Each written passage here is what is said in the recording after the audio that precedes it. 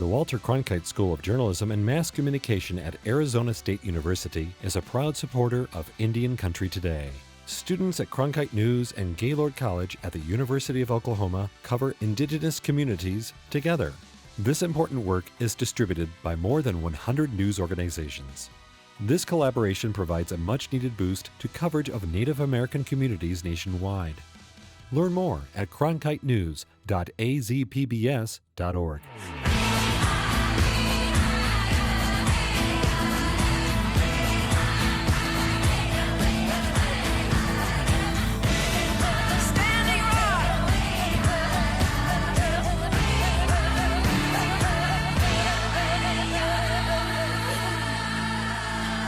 This is Indian Country Today. Esquili, yes, thank you for joining us. I'm Patty Thalahungva. A bipartisan amendment for urban Indian health, which is part of the larger infrastructure bill, passes the Senate. The legislative fix is critical to improving health infrastructure for off-reservation American Indians and Alaska Natives. This amendment allows existing Indian health services resources to be used to fund infrastructure projects for urban Indian organizations. The UIOs honor the same treaty obligations as IHS covers, but for American Indians living away from their tribal lands. Francis Crevier, who is Algonquin, is the CEO of the National Council of Urban Indian Health, who has been advocating for this fix for years. Crevier talks about one of the larger issues for these Native health organizations brought to light by the pandemic. What this fix would do was it would allow us to have air purification systems in place so that we could have the air cleaned to make sure that everyone is safe.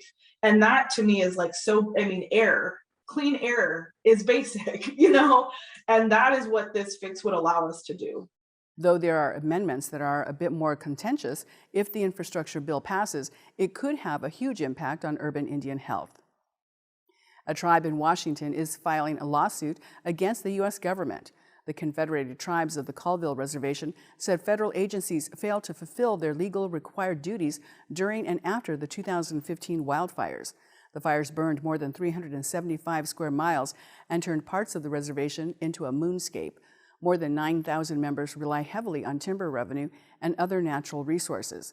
They filed this week and are seeking roughly 20% of the commercial timber on the reservation. While ballots are still being counted in Seattle's race for mayor, 2 Indigenous people are running for the office, and currently, Colleen Echohawk has 8% of the vote, with Casey Sixkiller taking 6th place. So far, Bruce Harrell is in the lead. He's a former president of the Seattle City Council. Lorena Gonzalez is the current president of the City Council, and she's in 2nd place. Election officials say there are still around 60,000 votes left to count. Echohawk says she's not ready to concede and wants to wait for more votes to be counted. Final results are expected to be out tomorrow. And in other news from Seattle, the city gets 20% of its electricity from 3 dams built more than 100 miles north of city limits. The dams are on a river that is important to Coast Salish cultures. 3 tribal governments say the dams block salmon and steelhead fish from reaching upriver spawning and rearing habitats. Coast Salish people have depended on the fish since time immemorial. The city of Seattle has agreed to study fish passage as part of the relicensing process for the dams, but opposes consideration of removing the dams. The matter is now headed to federal court. To read the story, go to our website, IndianCountryToday.com, and search for the headline, Battle Over Skagit River Dam Heads to Court. Well, it's almost time for the premiere of one of Indian Country's most talked about comedy series. Reservation Dogs follows in the tradition of epic Indian adventure stories. The executive producers are Sterling Harjo, who is Seminole and Muskogee, and Taika Waititi, who is Maori. The story follows 4 Native youth as they try to steal and trick their way off the res on a quest to reach sunny California.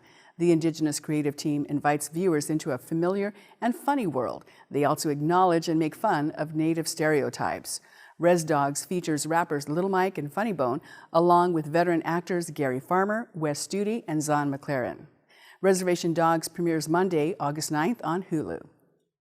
Well, an Ojibwe woman from Fond du Lac won the women's division of the 2021 Colorado Trail Race, and Alexandra Houchin did it with just 1 gear. According to bikepacking.com, she won the 525-mile race in 6 days, 9 hours, and 5 minutes. The race started on July 25th. And the race goes from Durango and ends in Denver. 90 cyclists entered this year.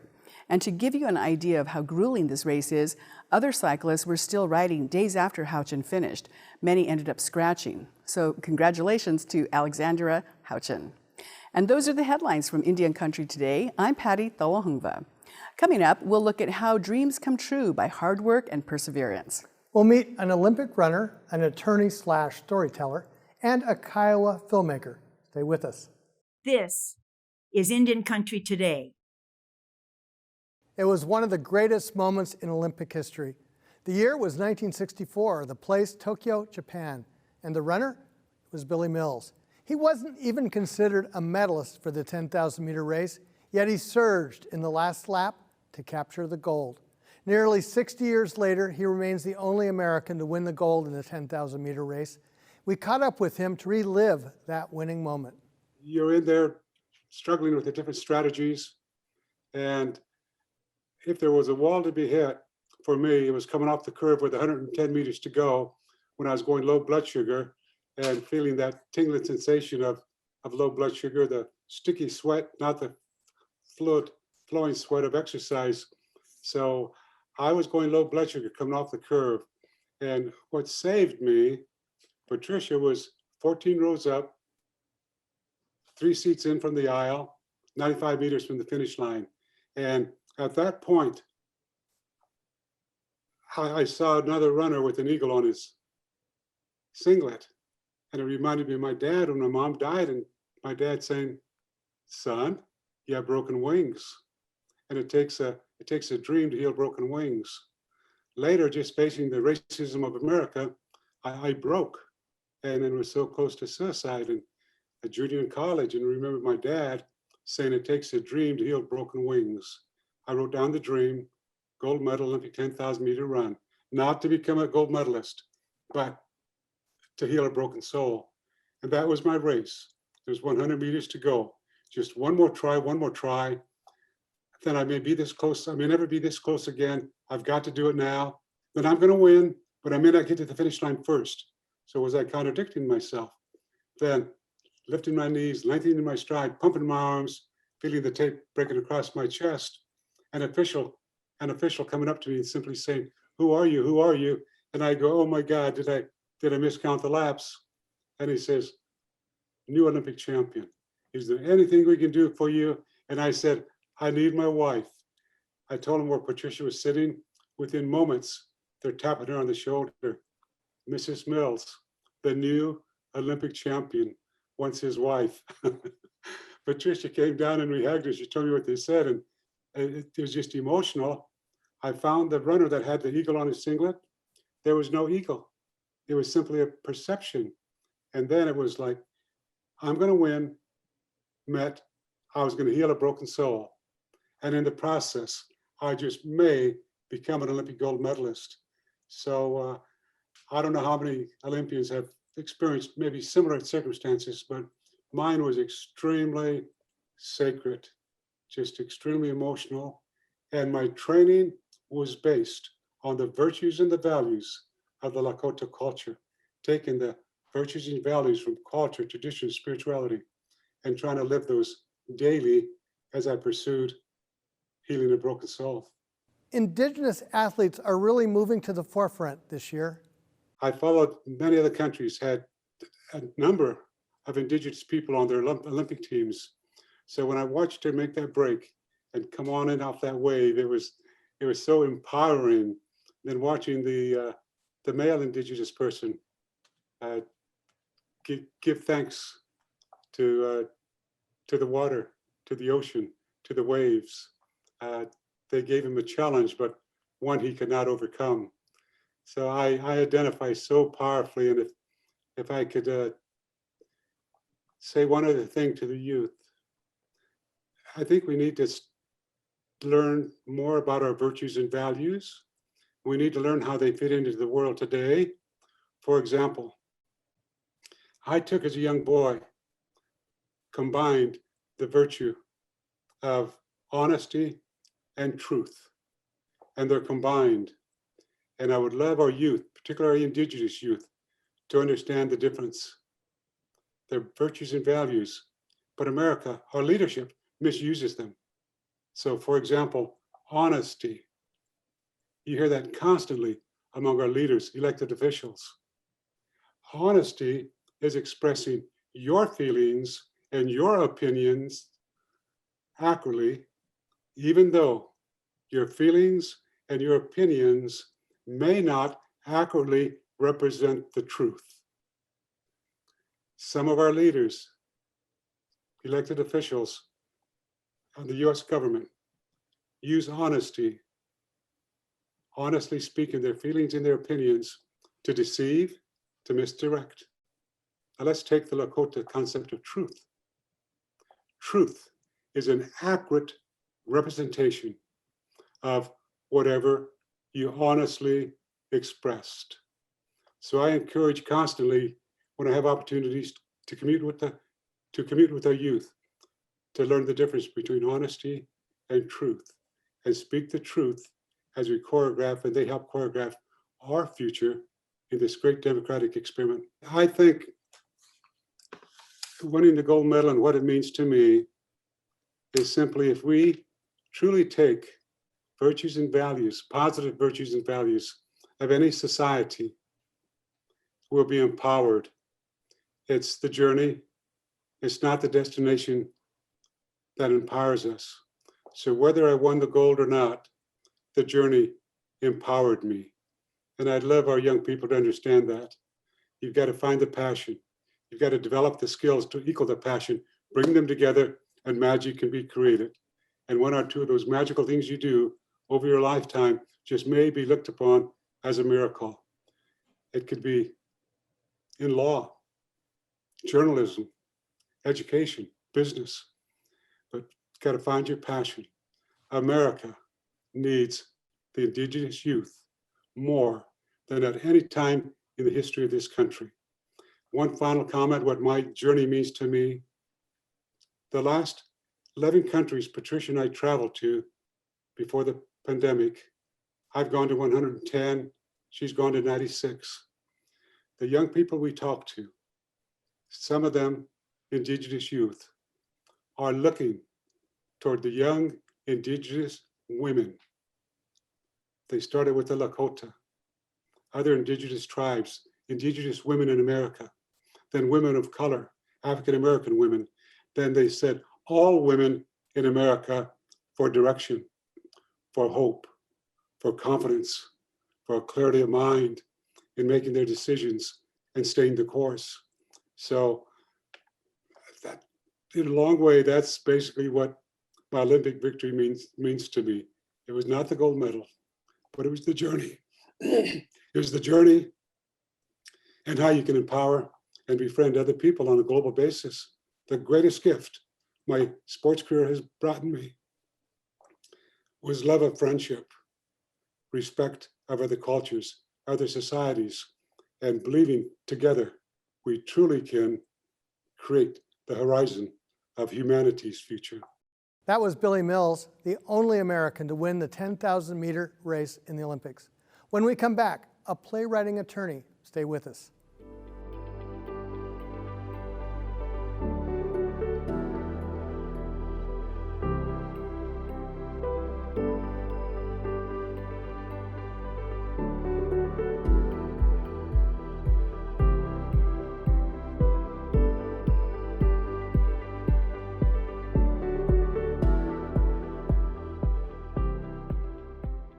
Mary Catherine Nagel is a partner at Pipestem and Nagel Law. She represents the National Indigenous Women's Resource Center and works on issues facing women. But today, Mary Catherine joins the show to talk about theater. I started doing theater when I was 8 years old and started auditioning for plays. And I was Humpty Dumpty in Alice in Wonderland one year. And I always loved theater.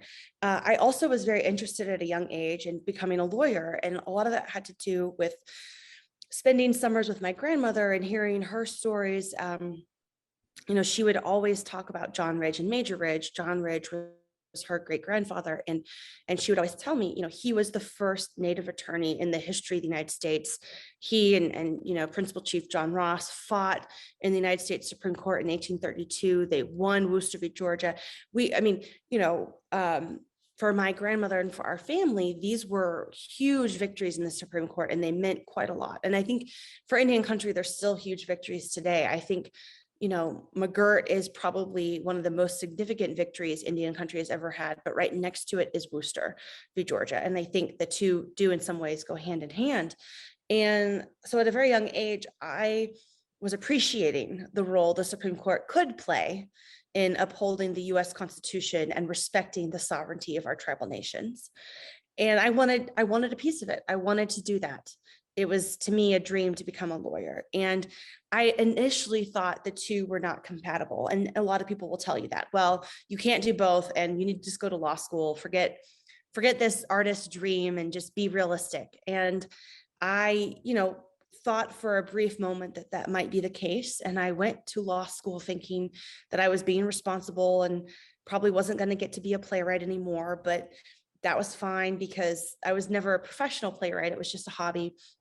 And then I went to law school at Tulane, and Hurricane Katrina hit. My first year of law school was 2005, and the law school was devastated. New Orleans was devastated. Many people lost their lives and everything, beyond just a semester of education. And so it was a very devastating time.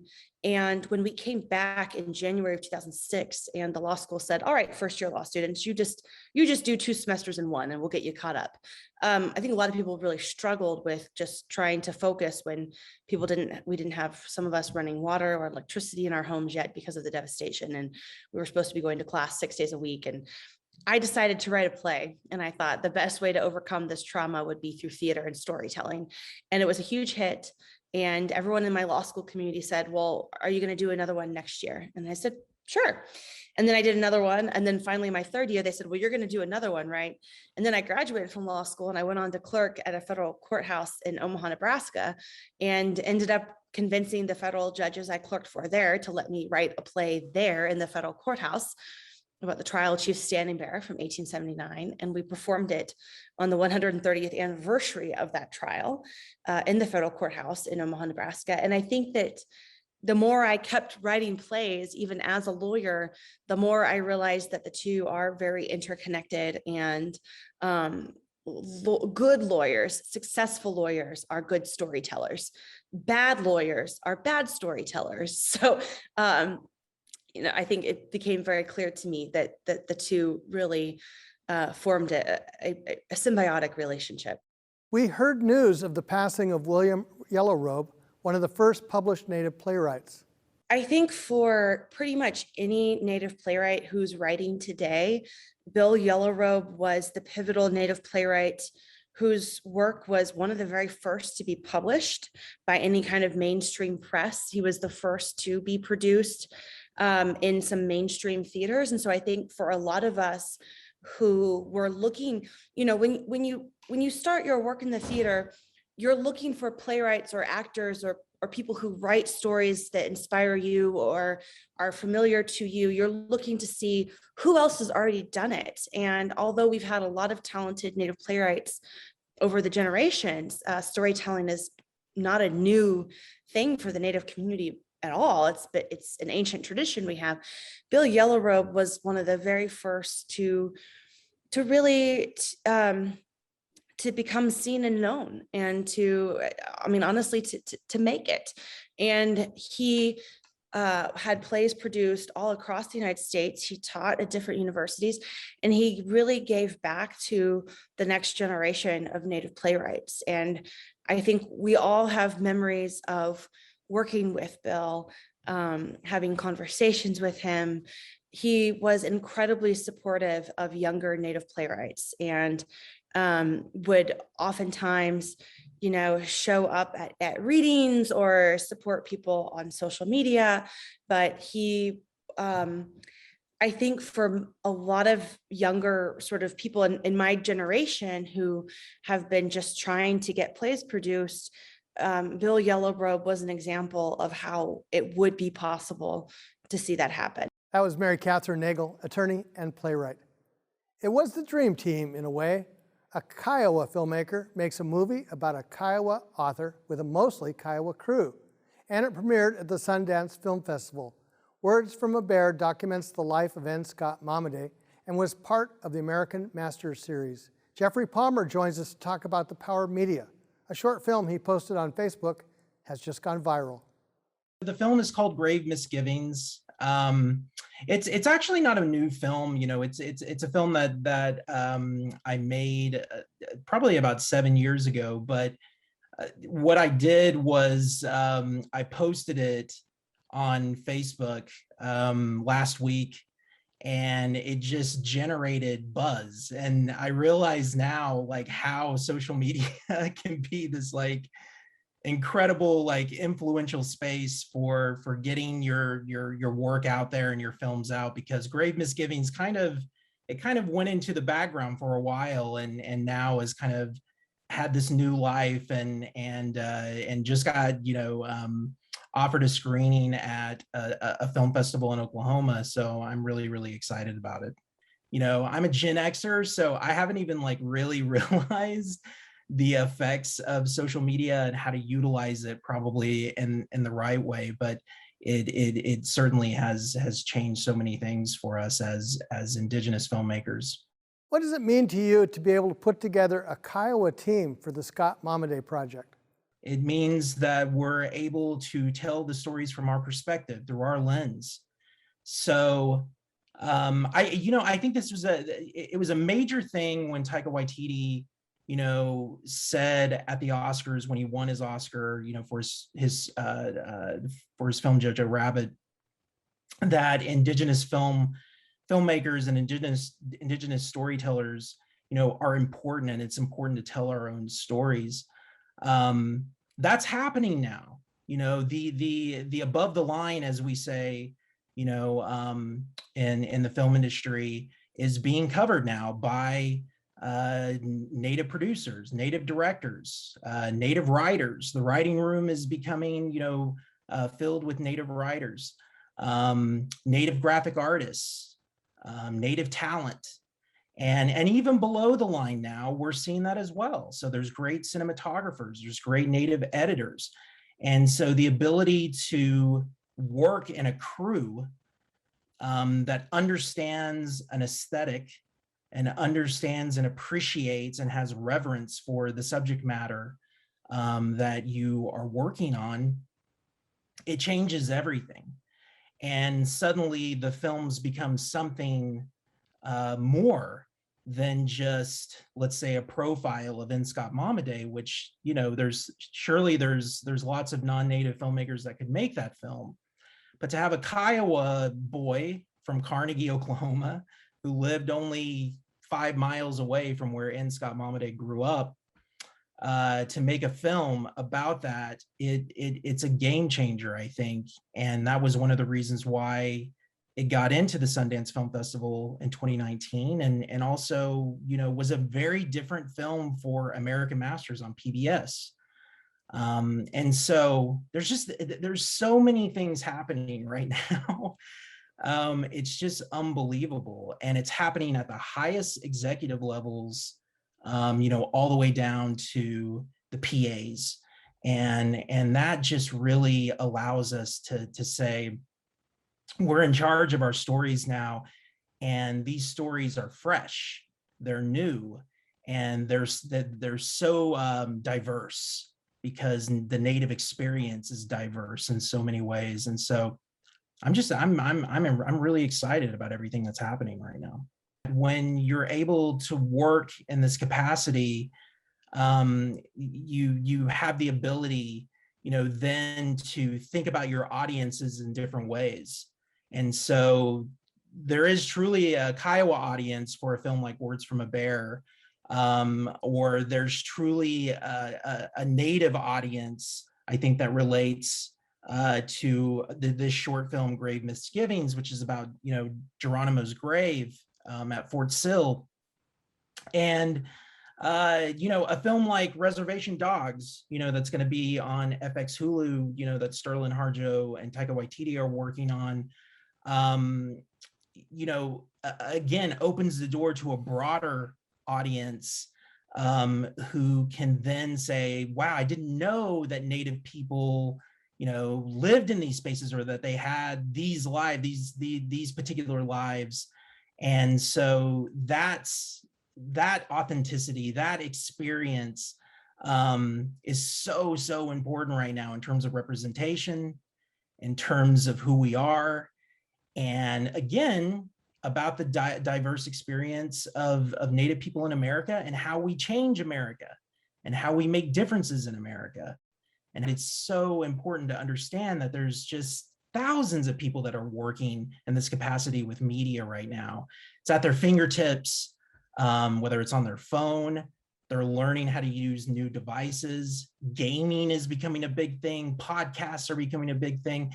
It's just becoming a new era of media, a renaissance of sorts. So if we're talking about In Scott Momaday, we're talking about a renaissance for Native American literature. Now we're in the renaissance of Native American media, or indigenous media, and it's powerful. That was filmmaker Jeffrey Palmer. I want to take this moment to thank all of the staff at ICT. We got word this week that many of our journalists were winners in the 2021 National Native Media Awards. Congratulations. Now for more news and great stories, go to IndianCountryToday.com. Thanks for joining us. I'm Mark Trahant. Sometimes you got to take a stand just because you know you can. Oh, you got to run, you got to run.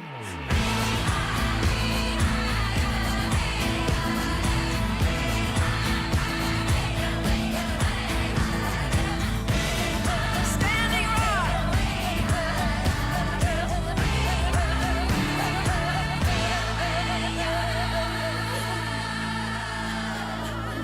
This is Indian Country Today.